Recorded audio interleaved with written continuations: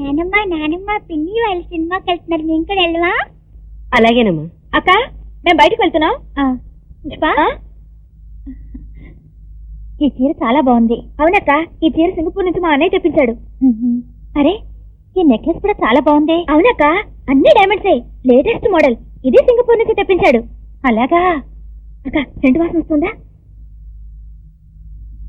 వస్తుందమ్మా, చాలా బాగా వస్తుంది. ఇది పాయిజన్ అని ఫారిన్ సెంటు.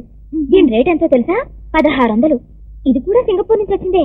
అక్క అక్క, ఎవరితో చెప్పకు, సినిమాకి వెళ్తున్నాం. వస్తాను.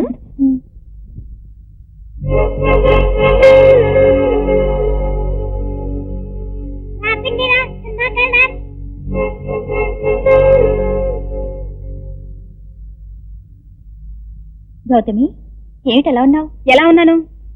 ఏదో డల్ గా ఉంటేను. డల్ గా ఉండక హుషారుగా ఉండటానికి నా మెడలో డైమండ్ నెక్లెస్ లేదు, నా ఒంటి మీద సింగపూర్ చీర లేదు, దాని మీద సింగపూర్ సెంటు లేదు. ఏమిటమ్మా, ఎవరైనా ఏమన్నా అన్నారా? ఎవరు ఏమీ అనక్కర్లేదండి. ఒకరి ముందు మరొకరిని పొగిడితే ఏమిటి అర్థం? ఏ అర్థమైనా మన అర్థం చేసుకోవడం మీద ఆధారపడి ఉంటుంది. ఏంటమ్మా, ఏమైంది? గౌతమి, ఏమైంది?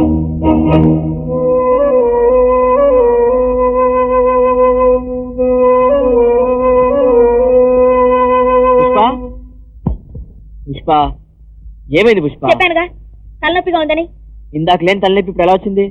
ఇందాక లేని పిల్లలు సినిమాకి ఇప్పుడు ఎలా వచ్చారు? అదా, చిన్నపిల్లలు కదా, సరదా పడుతుంటారు. సరదా పడ్డారు కనుక మీరే వెళ్ళి సరదా తీర్చుకోండి. నువ్వు లేకుండా కొత్తగా పెళ్ళైన మొగుడు పెళ్ళాలన్నాక సరదాగా సినిమాలకి షికార్లకి వెళ్తారు, కూడా మేకల మందని తీసుకువెళ్ళరు. ఉమ్మడి కుటుంబం కదా, ఇవన్నీ తప్పు పుష్ప. నీ మీద ఒట్టేసి చెప్తున్నానండి, నేనేం అనలేదు. పుష్ప నెక్లెస్ వేసుకుంది, బాగుందమ్మా అన్నాను, అంతే. నక్లెస్ నక్లెస్ వాళ్ళ పుట్టింటి వాళ్ళు పెట్టారు, పెట్టుకుంది. మధ్యలో నీకేమొచ్చింది?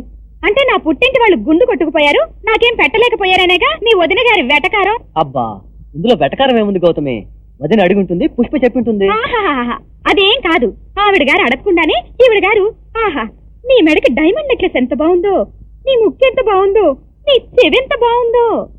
చాలా ఆపు. ఉమ్మడి కుటుంబం అన్న తర్వాత ఇవన్నీ చూసి చూడనట్టు ఉండాలి. స్నానం చేసిరా. ఎప్పుడూ చేసేసాను. తెలుసు.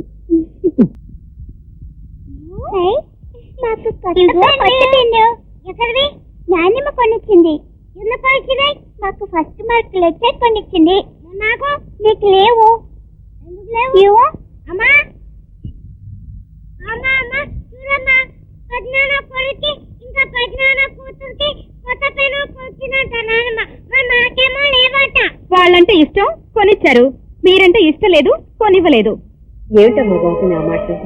నేను కొట్ల సామాన్లు కొంటున్నగా వాళ్ళు కనిపించారు, వాళ్ళ ఫస్ట్ మార్కులు వచ్చాయన్నారు, కొనిచ్చాను. రేపు వీడికి కొనిస్తాను. ఏమీ కొనక్కర్లేదులేండి.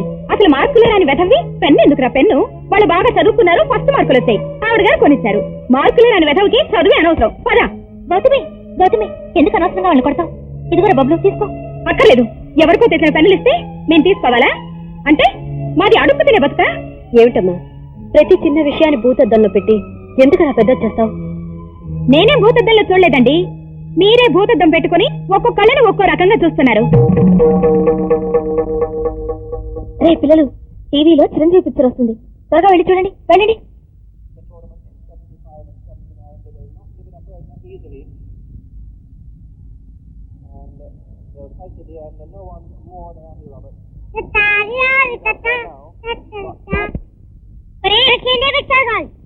మార్చావంటే తంత. నాకు స్పోర్ట్స్ కావాలి.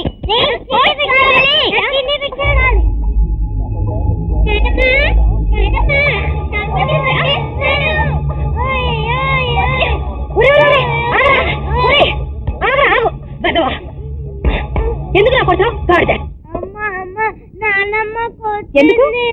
ఎందుకంటే నీదేమొక్కే టీవీ చూడాలంట, మేము చూడకూడదంట. అవగాహన స్పోర్ట్స్ ఇస్తామంట, మేము అదే చూడాలంట. అవునరా, ఈ ఇంటికి వాళ్ళే రాజులు రాణులు, వాళ్ళేం చూస్తే మనము అదే చూడాలి. ఏంటి గౌతమి, ఇంట్లో ఒక టీవీ ఉన్నప్పుడు ఒక ప్రోగ్రామే కాదు చూడగలం. నిజమే అత్తయ్య, ఈ ఇంట్లో పెద్దక్క కూతురు ఏం చూస్తే అదేగా మేము చూడాలి. అదేమిటమ్మా, ఎవరికి నచ్చింది వాళ్ళు చూడొచ్చు. ఎవరికి నచ్చింది వాళ్ళు చూడటానికి ఇంట్లో 3 టీవీలు లేవు. మన బోటి వాళ్ళ ఇళ్లలో 3-4 టీవీలు పెట్టుకోవడానికి వీలు ఉండదమ్మా. విన్నారుగా, వెధవా వెధవా, మీ బతుక్కి టీవీలు కావాలట్రా, టీవీలు. నా పిల్లలు నేను కొడతాను, నీకెందుకు?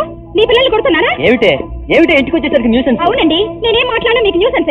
పెన్నులో పెద్ద కొడుకు పిల్లలకి, టీవీలో పెద్ద కొడుకు పిల్లలకి. శ్రీదేవి, ఇంకోసారి టీవీ దగ్గరికి వస్తే చంపేస్తాను. పద లోపలికి పద. వాళ్ళని ఎందుకు అక్క చంపడం? ఆ టీవీ ఏదో వాళ్ళే చూసుకోమను. ఏమండి, మనకు టీవీ కొనండి, మన రూమ్ లో పెట్టుకుందాం. ఓకే, వెంటనే కొనేస్తాను. విన్నారుగా, మీ తమ్ముడుకున్న తెగింపు కూడా మీకు లేదు. టీవీ కొనడానికి కూడా పౌరుషం కావాలా? ఇప్పుడే కొంటాను. ಶ್ರೀನಿವಾಸರಾವ ಇವರು ಷಣ್ಮುಖ ಮೊದಲಯ್ಯಾರು, ಗೌಂಡರು, ಪಟ್ಟಂತಾನು ಪೆಲ್ಲೆ. ಒಂದು పేరు చెల్లప్ప. ఎన్ పేరు జాక్పాట్ శివరాముడు సార్. వీళ్ళంతా నిండా నా స్నేహితులప్ప. ఒక్కరంగా వీళ్ళు వచ్చినప్పటి నుంచి సాపాటు అంటే ఆంధ్రవాడి సాపాడుదా తినవాలని చెప్తుని, అందులోనూ శ్రీనివాసరావు ఇంట్లో సాపాడుదా తినవాలంటిని. ఉదయం నుంచి టిఫిన్ కూడా తినకుండా కట్ట పెట్టుకుని ఉంటారప్ప పొట్టలు. ఈ దినం వాడిన ఫుడ్తో నువ్వు కొడతావా? మొదలయ్యారు గారు, అదేం మాట, మీరు రావాలే గాని భోజనానికి ఏం లోటు? ఏమప్పా పురింజిదే?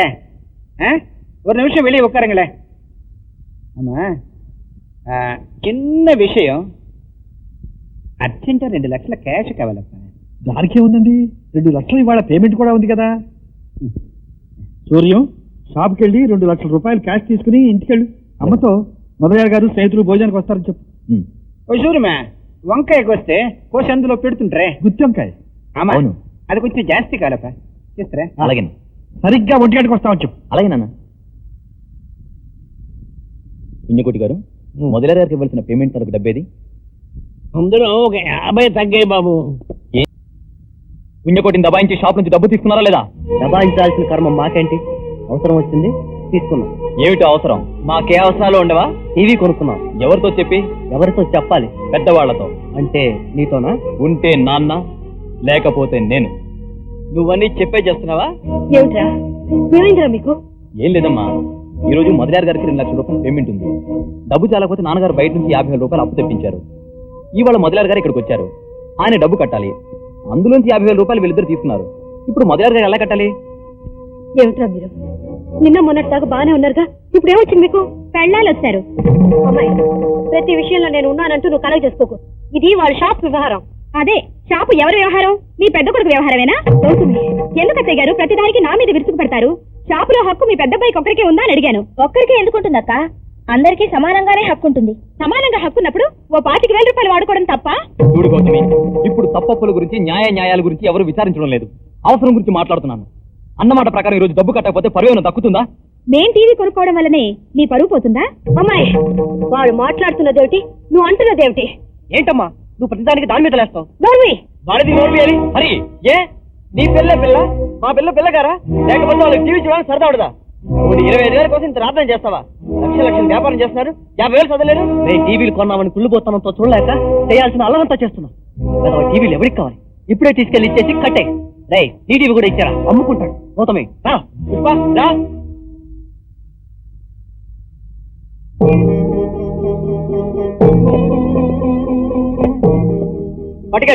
పట్టుకెళ్ళి అమ్ముకున్న డబ్బు తీసుకెళ్ళి కట్టేరా.